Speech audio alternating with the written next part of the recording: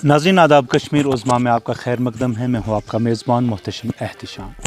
इस वक्त हम पुंछ ज़िला के एक दूर दराज इलाका बचियांवाली में मौजूद हैं और हमारी खुशबख्ती के हमारे साथ इस वक्त हमारे इस खित्ता की शान कहलाए जाने वाले मोहम्मद शब्बीर चौधरी साहब मौजूद हैं। आपका ताल्लुक़ एक ऐसे दूर दराज इलाका से है जहाँ पर इस वक्त भी पहुँचने के लिए इंसान को बड़ी मेहनत और तगोदो करनी पड़ रही है। हाल ही में आपने IAS में एक नुमायाँ कारकर्दगी दिखाकर पूरे खिता को नहीं बल्कि पूरे मुल्क के लोगों को सोचने पर मजबूर कर दिया कि अगर इंसान मेहनत और लगन से काम करे तो वो किसी भी हदफ में कामयाबी हासिल कर सकता है। हम उनके साथ बात करेंगे इंशाल्लाह। मुझे उम्मीद है कि वो आपको ये बातचीत पसंद आएगी और आपके लिए रहनुमा साबित होगी।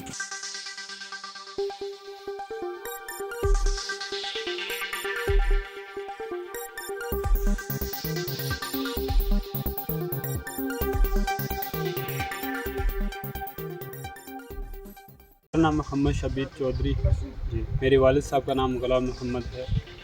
मेरा ताल्लुक़ एक गांव से है, बचियांवाली, जो ब्लॉक सुरनकोट में पड़ता है। मेरी जो बुनियादी तालीम जो हुई वो मेरे गांव से हुई। बाद में मैं पुंछ के शहर में चला गया था और वहीं से मेरा स्कूलिंग हुआ। और 2013 में मैं अलीगढ़ मुस्लिम यूनिवर्सिटी में चला गया था और वहाँ से वहीं पे मैंने UPSC का प्रिपरेशन स्टार्ट कर दिया था। तो आहिस्ता आहिस्ता करके आज मैं अपने जो एक लक्ष्य था मेरा वहाँ पे मैं पहुँच गया जी। तो सर मुझे हम जो है आपसे कुछ बेसिक चीज़ें जानना चाहेंगे। जी।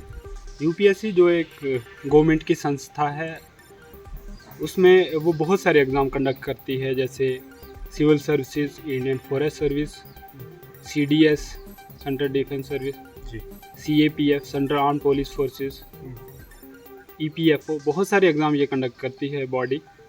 और ये बॉडी जो है अपने ट्रांसपेरेंसी, फेयरनेस और ऑब्जेक्टिविटी के लिए जानी जाती है। तो लेकिन जो मेरा अभी मौजूद गुफ्तगू रहेगा वो ज़्यादा सिविल सर्विसेज पे रहेगा, क्योंकि यही एग्ज़ाम मैंने अभी क्रैक किया है। तो इस पे कोई भी क्वेश्चन होगा तो मैं उससे जी बिल्कुल क्वेश्चन डालूँ। तो अब देखिए सर, उनके लिए कुछ आपके मोटिवेशन अल्फाज। एग्जैक्टली क्योंकि UPSC जो एक कम्प्लीटली मोल्डेड पर्सन चाहिए उसमें, क्योंकि हमारा करैक्टर, हमारा पर्सनैलिटी, हमारी वैल्यू सिस्टम, ये बहुत इंपॉर्टेंट है इस एग्ज़ाम में क्रैक करने के लिए। इसलिए मैं जितने भी एस्पायरेंट्स हैं या स्कूल में बच्चे जो पढ़ रहे हैं अभी, मैं उनसे यही कहूँगा कि अभी क्योंकि उनके पास टाइम है तो वो अभी से थोड़ा थोड़ा काम करना शुरू कर दें इस पे, क्योंकि ये एक मैराथन है UPSC जी। ये कोई ऐसा नहीं है कि एक साल में बैठ के आप निकाल दोगे। It will take time, so you start early, you will achieve it. अच्छा, जब हम जैसे हमारी एक स्कूल में, मुझे लगता है एक वक्त तक ये चीज़ें बहुत हैं, लेकिन बाद में खुद इंसान के रास्ते खुलना शुरू हो जाते हैं जी। लेकिन मैं बच्चों को यही कहूँगा कि मार्क्स के पीछे बिल्कुल ना जाएं, क्योंकि मेरे मार्क्स भी अच्छे आते थे, लेकिन किसी ने मुझे मार्क्स कभी नहीं पूछे। जो अभी हर जगह जो है एग्ज़ाम जो है वो आपको टेस्ट किया जाता है इस बेसिस पे कि आप how much think you know how. वहीं से मेरा स्कूलिंग हुआ और 2013 में मैं अलीगढ़ मुस्लिम यूनिवर्सिटी में चला गया था और वहाँ से वहीं पे मैंने UPSC का प्रिपरेशन स्टार्ट कर दिया था। तो आहिस्ता आहिस्ता करके आज मैं अपने जो एक लक्ष्य था मेरा वहाँ पे मैं पहुँच गया जी। तो सर मुझे हम जो है आपसे कुछ बेसिक चीज़ें जानना चाहेंगे। जी। UPSC जो एक गवर्नमेंट की संस्था है, उसमें वो बहुत सारे एग्ज़ाम कंडक्ट करती है, जैसे civil services, Indian forest service, CDS central defence service जी, CAPF central arm police forces, EPFO, बहुत सारे एग्ज़ाम ये कंडक्ट करती है बॉडी। और ये बॉडी जो है अपने ट्रांसपेरेंसी, फेयरनेस और ऑब्जेक्टिविटी के लिए जानी जाती है। तो लेकिन जो मेरा अभी मौजूद गुफ्तगू रहेगा वो ज़्यादा सिविल सर्विसेज पे रहेगा, क्योंकि यही एग्ज़ाम मैंने अभी क्रैक किया है। तो इस पे कोई भी क्वेश्चन होगा तो मैं उस पर जी बिल्कुल। रोशनी डालूंगा। तो अब देखिए सर, उनके लिए कुछ आपके मोटिवेशन अल्फाज। एग्जैक्टली क्योंकि यूपीएससी जो एक कम्प्लीटली मोल्डेड पर्सन चाहिए उसमें, क्योंकि अपना हमारा करैक्टर, हमारा पर्सनैलिटी, हमारी वैल्यू सिस्टम, ये बहुत इंपॉर्टेंट है इस एग्ज़ाम में क्रैक करने के लिए। इसलिए मैं जितने भी एस्पायरेंट्स हैं या स्कूल में बच्चे जो पढ़ रहे हैं अभी, मैं उनसे यही कहूँगा कि अभी क्योंकि उनके पास टाइम है तो वो अभी से थोड़ा थोड़ा काम करना शुरू कर दें इस पे, क्योंकि ये एक मैराथन है यूपीएससी जी। ये कोई ऐसा नहीं है कि एक साल में बैठ के आप निकाल दोगे। It will take time, so you start early, you will achieve it. अच्छा, जब हम जैसे हमारी एक स्कूल,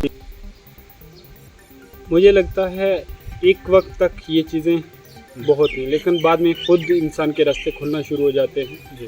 लेकिन मैं बच्चों को यही कहूँगा कि मार्क्स के पीछे बिल्कुल ना जाएं जी, क्योंकि मेरे मार्क्स भी अच्छे आते थे लेकिन किसी ने मुझे मार्क्स कभी नहीं पूछे। जो अभी हर जगह जो है एग्ज़ाम जो है वो आपको टेस्ट किया जाता है, इसमें ये बिल्कुल ही अलग है। इसको अगर हम देखें कि सिर्फ फेसबुक से जो नॉलेज हम जो फेक और सारा स्टफ हम जो अपने दिमाग में भरते हैं, उससे आपकी जो थॉट प्रोसेस है और बेकार हो जाएगी। यूपीएससी में आपको एक काफ़ी ऑब्जेक्टिव और काफ़ी रियल इंफॉर्मेशन चाहिए जी। तो आजकल जितने भी यूथ हैं वो सोशल मीडिया से अपनी ज़्यादा सोर्स ऑफ इंफॉर्मेशन ले रहे हैं। तो मोस्ट ऑफ द थिंग जो भी सर्कुलेट होती हैं सोशल मीडिया पे, वो उनका कोई ऑब्जेक्टिविटी नहीं होती। इसलिए आई विल से कि जो भी स्टैंडर्ड न्यूज़पेपर हैं जैसे द हिंदू हो गया, इंडियन एक्सप्रेस हो गया, वो ऑनलाइन भी आपको अवेलेबल होते हैं, प्लीज़ उनको पढ़िए आप जी। जो भी ये इधर की इंफॉर्मेशन है, इसको अगर आपके पास सामने है भी तो भी नहीं पढ़ना उसे, क्योंकि अगर आपके थॉट प्रोसेस जो है वो अगर that is flood, then UPSC में आप जाके वही लिख के आएंगे, इंटरव्यू में वही बोलेंगे एंड अगर वो नहीं है सब्जेक्ट की जो आपके एक रिक्वायरमेंट है वो अगर नहीं फुलफ़िल करेगा तो you will B find out, आपको मार्क्स नहीं मिलेंगे। इवन इंटरव्यू में भी आपको काफ़ी नेगेटिव। बिल्कुल। जब बचपन कैसा गुजरा आपका, क्योंकि इन पहाड़ों में आपने कभी पत्थरों से खेला होगा, कभी आप पेड़ों पे, जैसे मैं गांव में था तो गांव में भी बहुत सारी लाइफ जो है एक स्ट्रगलिंग लाइफ होती है। हार्डशिप आपकी पर्सनैलिटी में आ जाता है। आप पेरेंट्स और अपनी सोसाइटी के क्लोज रहते हैं तो आपके सोशलाइजेशन एंड वैल्यू सिस्टम भी अच्छा हो जाता है। आई थिंक जो बड़े गोल्स होते हैं उसमें ये चीज़ें बहुत इंपॉर्टेंट रोल प्ले करती हैं कि if you are hard, if you can face hardship challenges, that's the part of your personality. वो बहुत बड़ा रोल प्ले करता है। खेलते क्या थे आप बचपन में? मैं क्रिकेट खेलता था, अभी भी खेलता हूँ, लेकिन जब मैं दिल्ली मूव किया हूँ तो मैं वहाँ पे जो मुझे मौका मिला वो कोई भी गेम हो तो मैं उसे जितने भी मेरे पास आधा घंटा है या 15 मिनट 20, तो उसमें मैं जितना अच्छा परफॉर्म कर सकता हूँ तो मैं बहुत अच्छे से खेलता हूँ। हाँ, मैं कोशिश तो करता था मैं खेलता हूँ, लेकिन मैं उसमें बहुत अच्छा नहीं था। मेरा छोटा कज़न है वो अभी he is pursuing PhD in mathematics, he was quite good in that. तो मैं लेकिन करता था मैं काम, एंड इवन स्टिल नाउ भी I have become an IAS officer when I will get time. मैं काम करना चाहता हूँ क्योंकि ये काम आपको बहुत बड़ा लर्निंग देता है। आप उतने ही ज़मीन से जुड़े रहते हैं और अपने हाथ से कुछ करते हैं, कुछ हार्ड वर्क, तो उसका अलग ही है, अच्छा लगता है वो। तो आपने फील किया है हाँ, ये चीज़ जो लास्ट टाइम तक जब यानी यूपीएससी में बहुत बार ब्रेक डाउन होता है इंसान का, कभी बहुत बार लगता है ऐसा कि ये हमसे ना हो पाएगा, लेकिन जो एक चीज़ है कि व्हेन वी लुक बैक और देखते हैं कि हमारे पेरेंट्स ने कितना बड़ा स्ट्रगल किया है और कितना बड़ा ड्रीम था उनका, तो तब फिर हमारे पास कोई रीज़न होता नहीं टू लुक बैक, तो फिर हम उतने ही शिद्दत के साथ उसे आगे परस्यू करते हैं। तो वही थिंग जो है, वही चीज़ जो है आगे आई थिंक बहुत रोल प्ले किया, जैसे परसिस्टेंस, पेशेंस, कंसिस्टेंसी, ये अपने लाइफ का पार्ट था ही। मुझे पता था कि अगर आपके इतना बड़ा गोल आपने सेट किया है और आप उस पर डिलीवर नहीं करेंगे तो आप नहीं अचीव कर पाएंगे। मैंने अपने पे कॉन्फिडेंट रहा, मैं बिलीफ रहा मेरे पे, मुझे अपने आप पे, इसीलिए मैंने केएस का मेंस तक छोड़ दिया था। अच्छा। मुझे पता था कि हाँ मैंने एक गोल चूज़ किया है और उस पर मैंने पूरी तरह हार्ड वर्क किया है, आई विल गेट इट। अच्छा, पहले मेरी मदर थी, 2015 उनका इंतकाल हो गया था। फादर हमारे वालिद साहब, वो भी हमेशा कोशिश में लगे रहते थे कि कहाँ से इनका खर्चा पूरा किया जाए। तो घर से मुझे खर्चा मिल ही जाता था जितना भी मुझे ज़रूरत होता था, क्योंकि मैं उतना ही लेता था घर से जिससे मेरा काम अच्छे से चल जाए, मेरी किताब मटेरियल और मेरा रहने सहने का अच्छा स्टैंडर्ड उतना हो जाए। और फजूल खर्ची जैसे ड्रग, नशा, सिगरेट, बीड़ी, ये इससे मैं काफ़ी दूर रहा। और अल्लाह का शुक्र है, मुझे इस चीज़ पे लगता है कि मैंने ये बहुत अच्छा किया कि मैं डिस्ट्रैक्ट नहीं हुआ अपने पास से। वो मुझे ये पता होता है कि इनके पास है तो ये लगा रहे हैं, और ज़रूरी नहीं है कि ये चीज़ करने से कोई फ़ायदा नहीं है। That don't add to your life, क्योंकि ज़िंदगी का मतलब अलग ही है। अच्छे कपड़े पहन लेना और अच्छे खा लेना, यही सब चीज़ नहीं है। अपने आप पे वर्क करना, अपने आप को अच्छा बनाना, that's more important than that.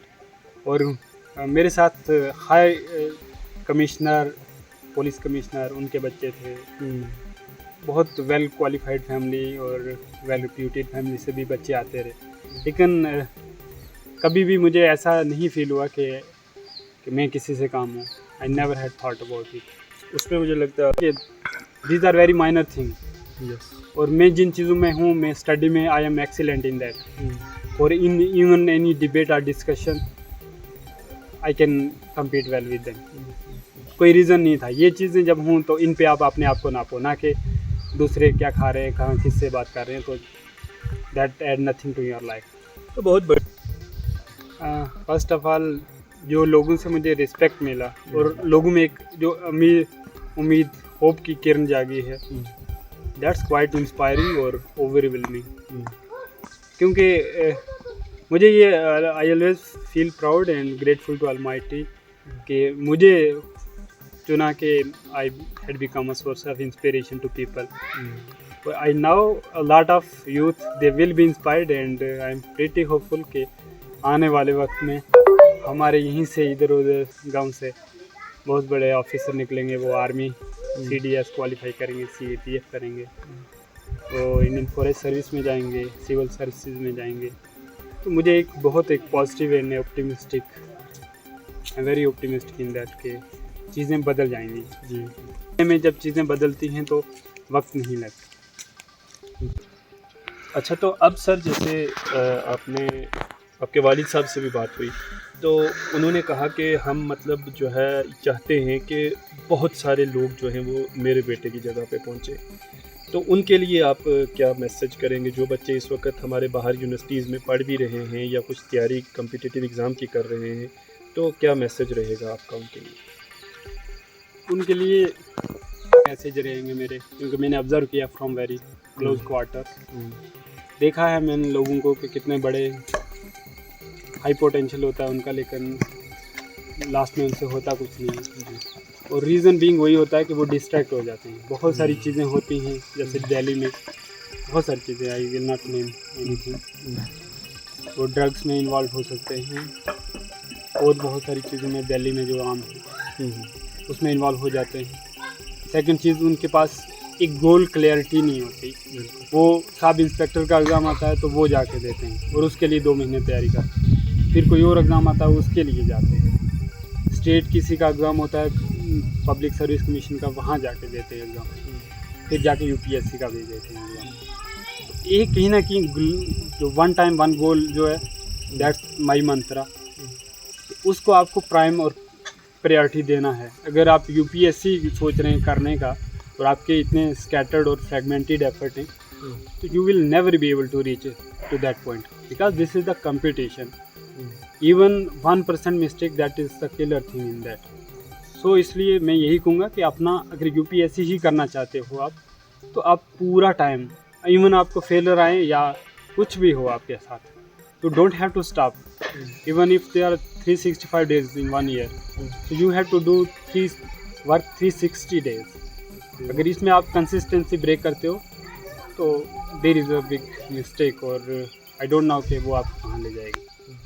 तो आप मैं एवरेज 10 आवर्स तो पढ़ता था मैं, 8-10 आवर्स।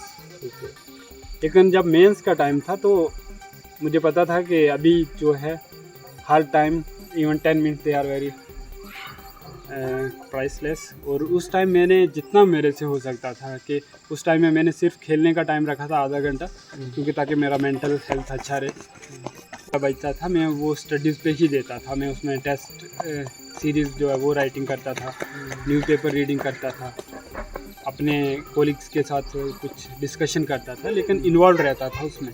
तो I think 12 to 14 hours study रहती थी मेंस के टाइम में। क्योंकि सोशल मीडिया और जितने भी ये ऐप्स हैं, जैसे ये सर्च इंजन है गूगल, इसका जो इस्तेमाल है वो अगर हम पॉजिटिवली यूज़ करें तो बहुत अच्छा है। क्योंकि जब भी हम कुछ पढ़ रहे हैं तो अगर हमें नहीं आ रहा, वो क्लैरिफिकेशन नहीं एक आ रही उसमें क्या है ये चीज़ें, तो हम गूगल पे सर्च कर सकते हैं। बहुत सारे अच्छे अच्छे स्टैंडर्ड सोर्सेज से हमें इंफॉर्मेशन मिल जाती है। मतलब ये हेल्पफुल तो इट्स रियली वेरी हेल्पफुल। और जैसे यूट्यूब से आप बहुत सारे अच्छे जो ट्यूटर्स हैं वहाँ से लेक्चर आप देख सकते हैं। लेकिन जो सोशल मीडिया है जैसे Facebook, WhatsApp, every now and then आप उसको उठा के देख रहे हैं कि कौन मैसेज कर रहा है, कहाँ है। तो वो उस चीज़, क्योंकि सोशल मीडिया पे ना कोई ऐसा स्टैंडर्ड मटेरियल है नहीं। बिल्कुल सभी लोग, क्योंकि ये हर एक जो है इंफॉर्मेशन प्रोड्यूसर बन गया है ये। बिल्कुल तो एवरीबॉडी नाउ के हर एक के पास उतना वो कैलिबर नहीं है, एक्सपर्टीज़ नहीं है कि वो सब्जेक्ट पे लिखे कुछ। तो आप डिस्ट्रैक्शन यहाँ से आ जाता है कि आपको चीज़ रॉन्ग इन्फॉर्मेशन आपके पास आ जाती है। तो रॉन्ग इन्फॉर्मेशन यूपीएससी में बहुत हार्मफुल हो सकती है। तो इसलिए आप अपने सोर्सेज जो है वो स्टैंडर्ड ही रहने चाहिए, काफ़ी बैलेंस्ड रहने चाहिए। आपका कोई आइडियोलॉजिकल या किसी भी चीज़ से आप इन्फ्लुएंस नहीं होने चाहिए। You be should be very objective और वेरी मैच्योर इन दैट। और किस तरह से CAPF जो सेंट्रल आर्म पुलिस फोर्सेज होती है, उसमें मुझे एज असिस्टेंट कमांडेंट मुझे सेलेक्ट किया गया था जी। तो लेकिन ये मैंने सारा अभी मैं डिले कर रहा था कि मुझे पता था कि मेरा अभी सिविल सर्विसेज का जो है वो रिज़ल्ट आने वाला है। और आई वॉज होपफुल कि मैं सिलेक्ट हो जाऊंगा। तो इसलिए मैंने क्या किया था कि उसको डिले में रखा था। जॉइनिंग वगैरह अभी देना था, मुझे टाइम लगता मुझे। तो अभी खैर मेरा ये रिज़ल्ट आ गया है, तो इसमें मुझे अच्छा रैंक मिल गया, तो मुझे आई विल गेट IAS। मेरे पास एक और बैकअप था इंडियन फॉरेस्ट सर्विस का, वो भी ऑल इंडिया सर्विस है जी। उसके लिए मुझे एफर्ट लगाने पड़े थे। तो उसमें भी मेरा इंटरव्यू है 21 अभी नेक्स्ट, तो वो भी एक ऑप्शन अभी मेरे पास ओपन है। उसके बाद इन्फोर्समेंट ऑफिसर होता है EPFO में, ये भी UPSC ने एग्ज़ाम करवाया था, उसका भी मुझे आज आया है मैसेज के यू हैव टू अपीयर, इस समन आया। वो भी शायद 5 जुलाई को है। मेरे पास ऑप्शन थे, लेकिन ये ऑप्शन मुझे एकदम में नहीं मिले। There was lot of hardship, और उसके बाद मिले हैं। उसी के बाद मुझे मिला। अगर if I would have been impatient और मुझे एक सेटबैक लगा था, तो आई वुड हैव पैक्ड सारा सामान और मैं घर आ जाए। लेकिन मुझे पता था कि ये चीज़ें जब आपके बड़े ख्वाब हैं तो आपको बड़ा संघर्ष करना पड़ता है। जब अलीगढ़ मुस्लिम यूनिवर्सिटी में गया था तो वहाँ पे मुझे एक एक्सपोजर मिला था कि ऑल इंडिया सर्विस जो है वो एक इतना डाइवर्स प्लेटफॉर्म प्रोवाइड करता है कि आप लोगों से कनेक्ट कर सकते हो, और आप हाई पॉलिसी मेकिंग जो डिसीजन होते हैं वहाँ पे आप रह सकते हो। आई थॉट कि I am capable of doing it, और provided I will do hard work, और मैं इसको कर लूँगा। तो एक ख्वाब था। ख्वाब देखना बहुत इंपॉर्टेंट है। जितने बड़े आप ड्रीम देख सकते हो, कोई आपको ये ना बताए कि आप क्या कर सकते हो। जब आप कर लेते हैं तो सभी आपके साथ हो जाते हैं कि yes you have make it, लेकिन पहले कोई नहीं आपको कहता कि you will be able to do it. हर एक को एक की ना की पेसिमिज्म रहता है कि पता नहीं कर पाएगा नहीं।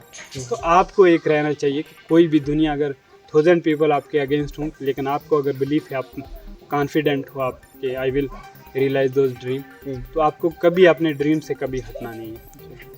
आप अचीव कर लोगे, इसमें कोई डाउट नहीं है मुझे। कभी भी फेलियर आता है, उसके इम्पैक्ट तो होता है, क्योंकि ऐसा नहीं था कि वो फेलियर ऐसे आया था कि मैंने पढ़ा नहीं था। मैंने अपनी तरफ से 100% दिया था और आई वॉज होपफुल कि मैं कर लूँगा, लेकिन नहीं हुआ।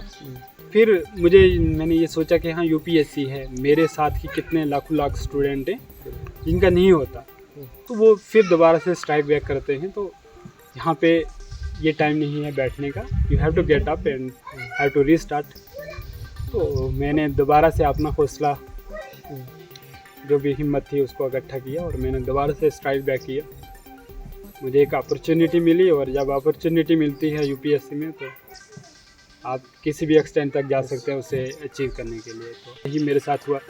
जब थर्ड अटेम्प्ट में मुझे अपॉर्चुनिटी मिली तो मैंने even I did not make but I know एक इवन वन मिस्टेक पे मैंने कोई गुंजाइश नहीं रखी कि कहीं से मैं चूक जाऊँ। मैंने जैसे मेरा वक्त आया तो मैंने सब चीज़ें छोड़ के हर चीज़ को इसको टॉप प्रायोरिटी पे लिया और इसको हिट किया मैंने। हाँ, वो टाइम बहुत ही टफ होता है क्योंकि किसी को भी नहीं पता, इवन वन रैंकर जो होता है उसे भी नहीं पता कि what is going to happen, because UPSC is so uncertain. बहुत सारे जीनियस लोग होते हैं जो इनका काफ़ी हाई बैकग्राउंड होता है एजुकेशन का, लेकिन उनके साथ भी बहुत बड़े मुश्किलें उनके साथ भी पैदा हो जाती हैं, फेलर्स आ जाते हैं। तो इसलिए मैं अपने आप को इन्वॉल्व कर रहा था, जैसे इंटरव्यू की प्रिपरेशन इन फॉरेस्ट सर्विस और प्रीलिम की प्रिपरेशन। जब हम उसमें इन्वॉल्व रहते थे तो ये इधर उधर की बातें कि रिज़ल्ट क्या होगा, मुझे आगे क्या करना चाहिए, तो ये चीज़ें दिमाग में कम रहती थी। तो अपने आप को इन्वॉल्व रखते थे, इसलिए कम सोचते थे इस चीज़ों के बारे में। लेकिन जब रिज़ल्ट बिल्कुल ही करीब आ गया, 1-2 दिन, तो उस दिन किसी से भी पढ़ाई हो नहीं रही थी। तो हम जो रिज़ल्ट का वेट कर रहे थे, स्टूडेंट्स, मेरे दोस्त लोग, हम बैठ के चाय पीते थे, बातें करते थे, बहुत सारी कुछ डिस्कस करते थे। लेकिन फिर भी वो प्रेशर बना रहता था कि क्योंकि बहुत बड़ी चीज़ें स्टेक पे होती हैं आपकी, आप के साथ क्या हो सकता है। आप एक इंडिया जो हाई पोजीशन है वहाँ पे पहुँच सकते हो, या फिर आपको यू हैव टू रीस्टार्ट। तो बहुत बड़ा एक किस्म का डिलेमा होता है। तो आपको एक मेरा यही मैसेज होगा कि कोई भी बच्चा, हर कोई कुछ भी कर सकता है, उसकी हम वो कामना नहीं कर सकते, कितना हमें यकीन भी नहीं होता कि एक बच्चा इतना कर लेगा। तो इसलिए जो भी बच्चे हैं दे आर वेरी स्पेशल। तो उनको ये मानना है कि कहीं पे भी हों, वो किसी भी पार्ट में हों इंडिया के, तो अपनी जो एक ड्रीम्स, होप्स, इन चीज़ों को हमेशा आप रखें। कोई भी चीज़ें, इवन सोसाइटी या मुश्किलात, कोई भी आपको कुछ बैक नहीं कर सकती। अपनी ड्रीम्स, होप्स और कॉन्फिडेंस, इनको काफ़ी ऊपर रखिए आप, और मेहनत करते रहिए अपने एफर्ट में। बी ट्रूथफुल, ऑनेस्ट, कंसिस्टेंट, तो इंशाल्लाह आप you will get what you want. नाज़रीन, तो आपने देखा, आज हमने मोहम्मद शबीर चौधरी साहब IAS से बात की। इनकी ज़िंदगी के मुख्तलिफ़ गोशों पर रोशनी डाली और इन्होंने किस तरह अपनी तालीम का सफ़र जारी रखते हुए आज यहाँ तक पहुँचे, इसके बारे में आपको मालूम हुआ। मुझे उम्मीद है कि आज की ये रिपोर्ट आपके लिए रहनुमा साबित होगी। खुदा हाफिज़।